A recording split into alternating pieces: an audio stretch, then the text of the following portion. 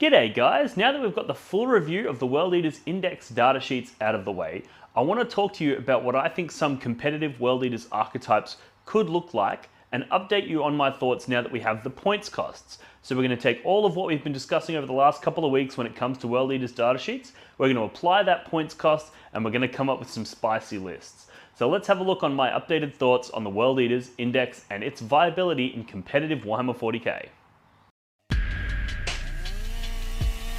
Look for the blood god.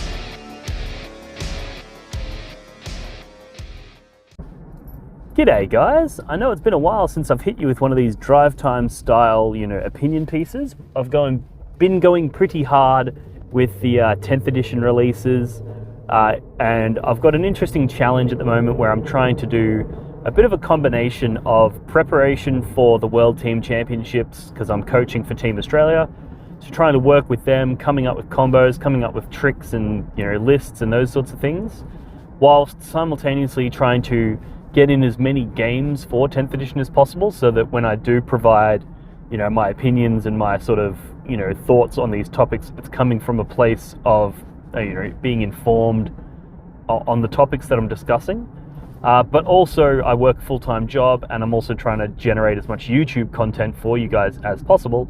So just trying to strike that balance, and I get a lot of people asking me for my opinions on things, and I just wanted to give that as a bit of context as to why I may not have released as much content over the last few weeks / month as some of the other channels out there. It's just I don't have the time to be doing it full time, unfortunately, and I want to make sure that every video that I do put out is coming from a place of being well informed on the topic. I don't want to just say opinions for the sake of it.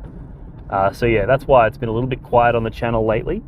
That being said, you will have seen the deep dive on the World Eaters Codex that I did before the points costs came out. I went through and basically reviewed each data sheet based purely on the data sheet itself and the utility that I see it providing. Obviously that review is colored by the fact that there was no points costs included, and obviously without in points costs, it's hard to say whether or not a unit is powerful or not. So basically what I wanted to do now that that full review is out and all of the information is out, I wanted to sort of revisit a few things and talk about units that I think are particularly powerful for their points cost, and the things that I think are, a valuable addition to a World Eaters army, and what I think a competitive World Eaters armies could look like. Because obviously we've had a little bit more time to digest these rules, a little bit more time to get an understanding of them, as well as time to have the points costs involved. So yeah, that's the point of today's video, is to just talk about sort of what I've experienced so far. I've played a few games, I've wrote a bunch of lists trying to figure out what direction I think competitive World Eaters is going to take. And yeah, basically wanted to talk about that with you guys now. So I guess the first caveat that I do want to lay out is that we've got some balanced data slates. Apparently there's a day one balanced data slate that's going to come out, which is going to sort of hit the top end lists, the ones that are got the obviously broken mechanics that are really powerful, problematic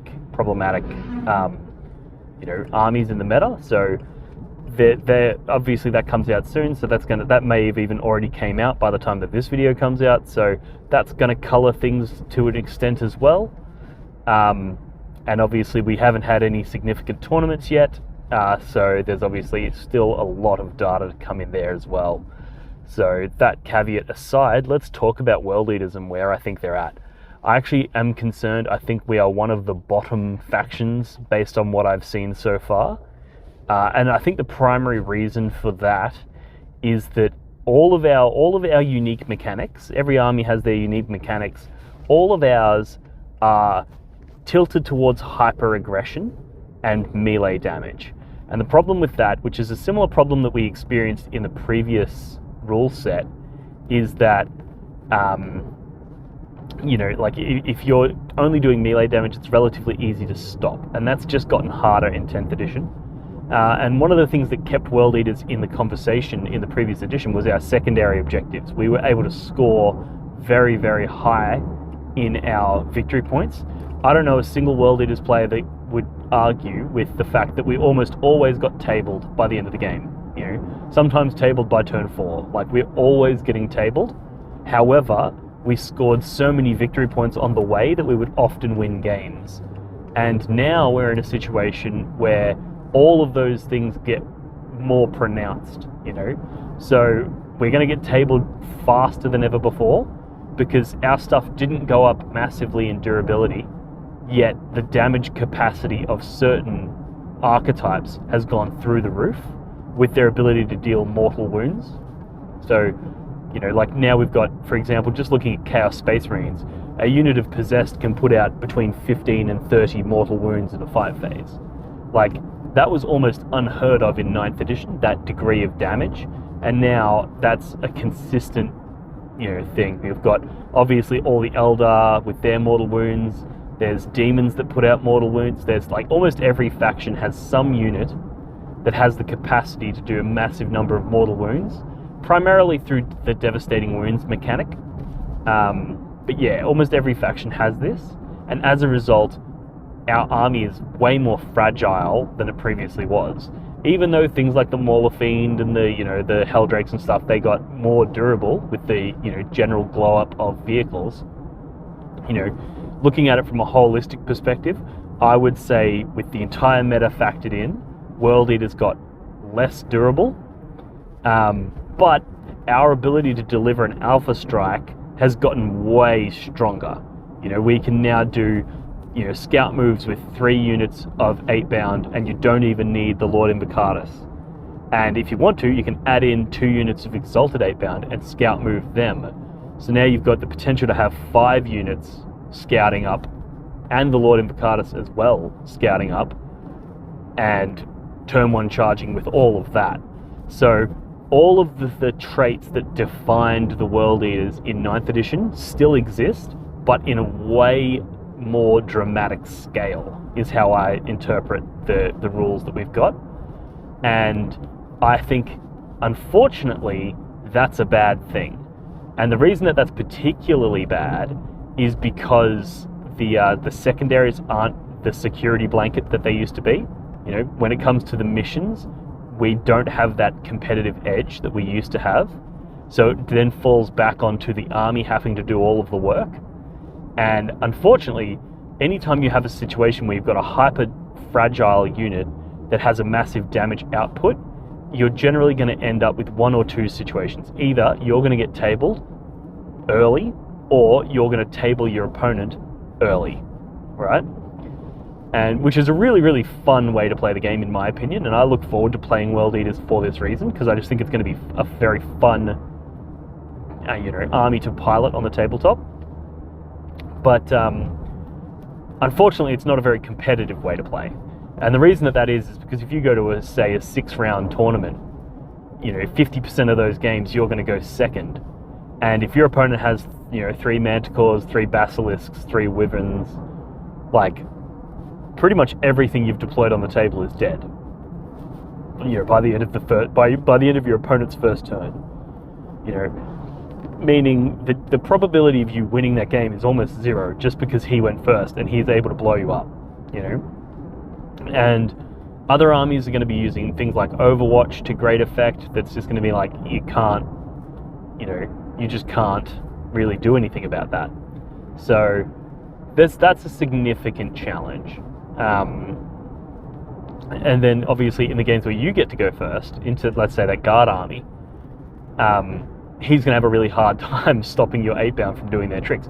That being said, if they still have the infantry, they're going to still be able to block out your move. So you're going to end up in a very similar situation as before, where they screen you out and you just can't break through their screens, which means they're going to get a full turn of shooting into you, and therefore they're going to kill you. And it's very disappointing that mechanic is alive and well, and that sort of status quo hasn't changed. but we've lost the secondaries. So that's my concern. And so for the World Eaters players out there, I think it's going to be a while before we're looking at the top tables again. And if we want to do that, we're going to have to do some very creative things, which I look forward to exploring with you and seeing what we can do in this space. But just know that it's going to be much harder than it was in 9th edition. At the end of 9th edition, I think you could take a World Eaters list to a tournament and you could reasonably expect, it's possible to get a podium, it's possible to win. Now, I don't think it's possible to win, and I think it's very unlikely that you'll get a podium with a World Eaters list in this current climate. I did test out a list that had 120 jackals, and the idea was you put Demon Prince with them to give them a 4-up invulnerable save, and you give them a 6-up feel no pain normally, and then you can increase that to a 5-up feel no pain with your Blessings of Khorne. So you got the 120 bodies with a 4-up invulnerable save and a 5-up feel no pain, and in previous editions that would have been considered ridiculously tough, like almost unkillably tough. But unfortunately, I've tested it, and it is exactly not unkillably tough. A couple of units of Desolators clear it all out. Those big 20-man units are really vulnerable to blast, particularly D3 blast shots, because every gun that gets D3 blast is getting D3 plus 4 shots. So even just something simple like a Forge Fiend that got 3 D3 guns, well, now that's 3 D3 plus 12 shots. So it goes in with like an average of 18 shots, which is insanity. Like, that's crazy amounts of shots. So yeah, my concern is that the prevalence of blast weapons, the access things have to reroll hits and wounds, means that we're just going to be putting so many bullets in that those sorts of horde style lists, they just don't work, even through those really high toughness, high toughness buffs, I guess. They still just kind of just don't work. They just don't have the staying power.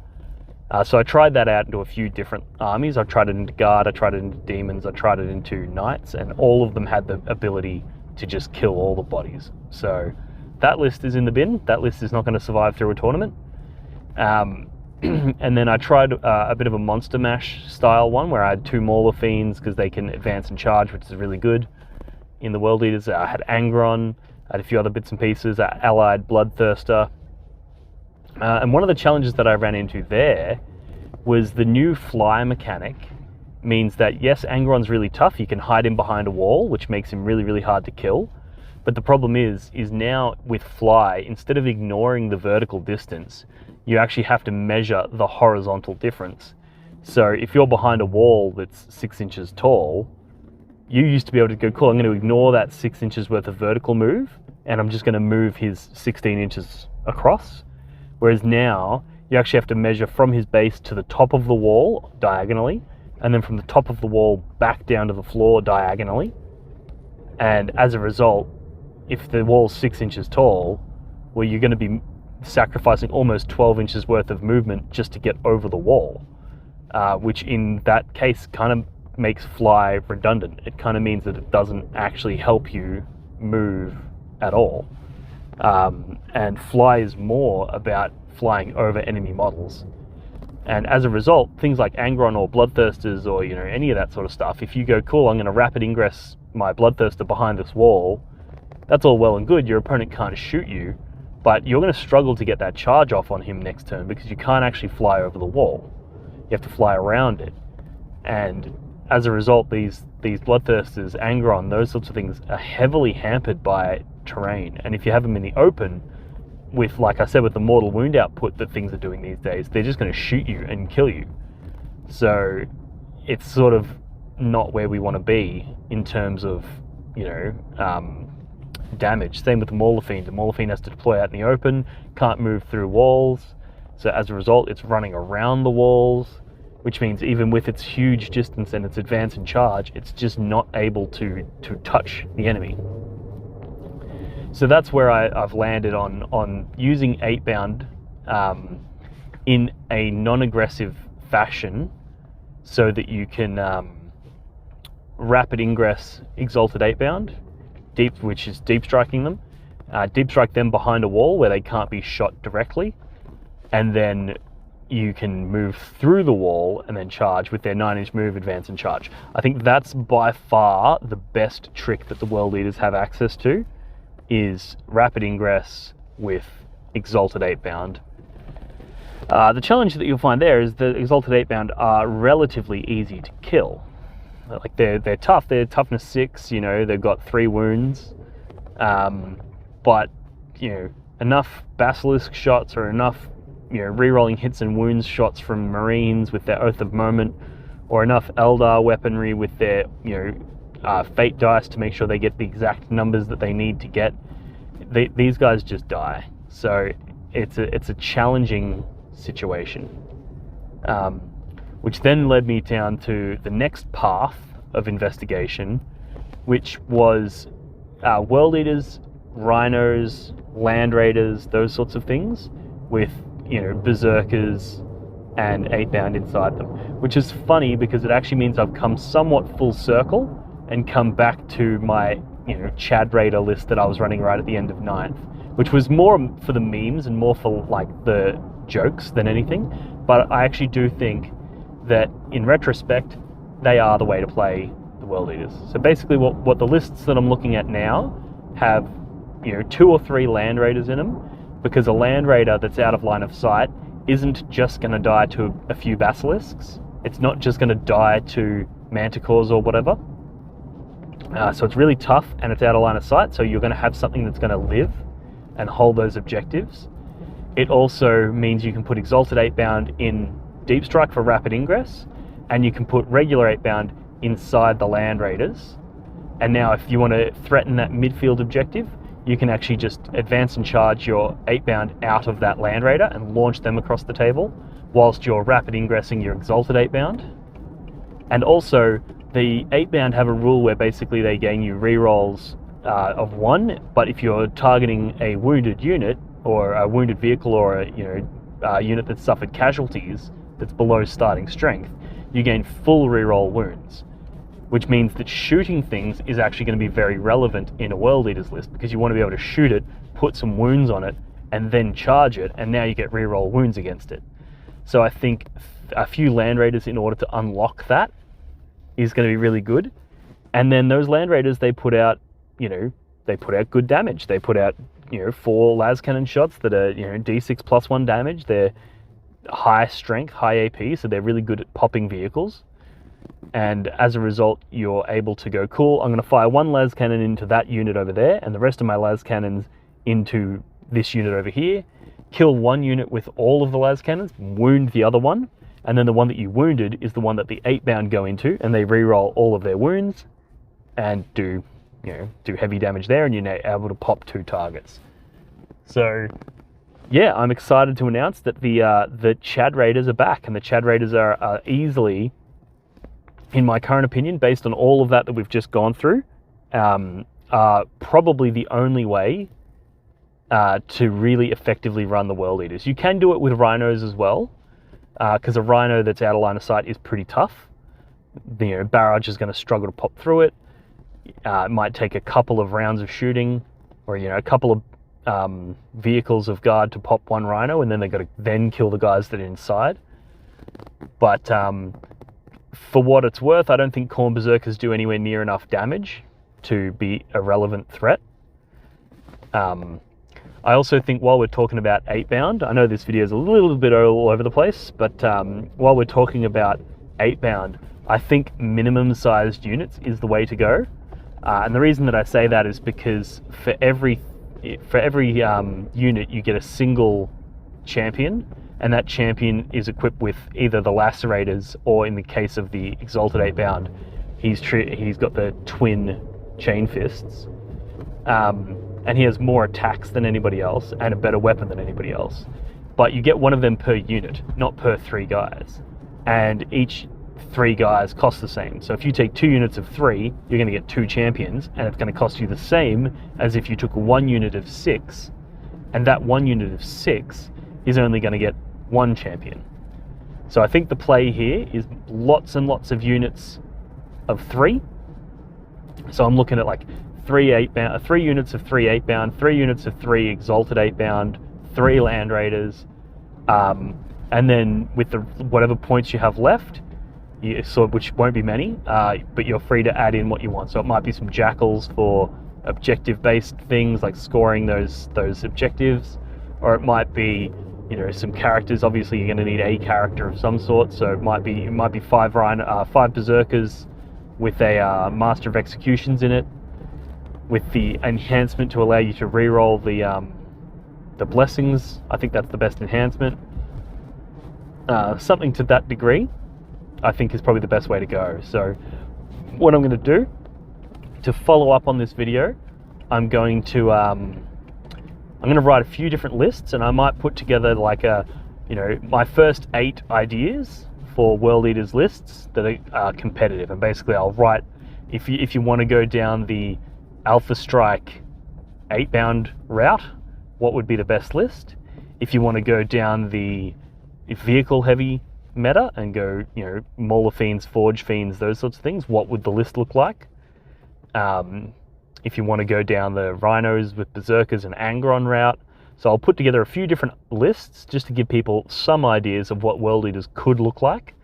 But I think I'll end that video with this list, with the Land Raiders, because I think it's the strongest of them. And if you're going to run World Eaters, you need to be able to survive that first turn volley from your opponent's barrage, and then you need to be able to launch out damage that's relevant and able to really hurt your opponent. You will be very vulnerable to things with neg-1 damage, but there's not much you can really do about that. As a World Eaters player, almost all of our damage is either 1 damage or 2 damage, and our 2 damage gets obviously halved by that. So that does hurt, but yeah, there's not much we really can do about that outside of, you know, a few things like the Bloodthirsters, the Mauler Fiends, those sorts of things. But like we said, they've got their own challenges, and I think the challenges they present are harder to work with than the vulnerability to neg-1 damage. So anyway, that's where I'm at in terms of World Eaters. I'm also got some videos coming out very soon about some Chaos Space Marine combos. There's some really spicy stuff in there. I actually think Chaos Space Marines are a very competitive faction, unlike the World Eaters. And I think you can easily win tournaments with a Chaos Space Marine list if it's optimized well and if you play it well.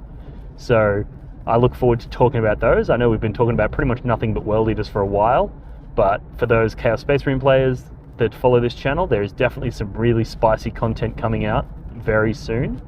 But like I said before, I want to make sure that I line up all the ducks first and make sure that everything works the way I think it works and everything achieves the goals that I suspect that they will, before I start making, you know, recommendations or giving advice on which direction we should be taking this faction. So yeah, with that being said, I'm going to leave it there. Thank you very much for tuning in. Be sure to head over to blogforthebloodgod.com to show your support for this channel. You can pick up merchandise there. We've got shirts, we've got objective markers, we've got neoprene table gaming mats. We've got all kinds of sick shit there. So be sure to head over and check that out. And join the Patreon, join the Discord community, and I'll talk to you guys soon. Thanks for tuning in, and I'll see you in the next one. Cheers. Alrighty guys, thanks for sticking around to the end. I really do hope you enjoyed that video. If you did, feel free to like, subscribe, and comment on this video. I love the conversations we have in that comment section below. And if you'd like to, you can head over to blogforthebloodgod.com, where you can pick up merchandise. You can pick up a shirt like the one I'm wearing now. We've got neoprene gaming mats like the ones behind me. We've got objective markers. We've got really cool dice. We've got all kinds of different swag that you can purchase on that website that goes a long way towards supporting this channel and helping me increase the quality of this content, the frequency of the content, and it also picks up some sweet swag for yourself. So it's a true win-win situation if you head over to blogforthebloodgod.com. Thanks for tuning in, guys. I'll see you in the next one. Cheers. Blog for the Blood God.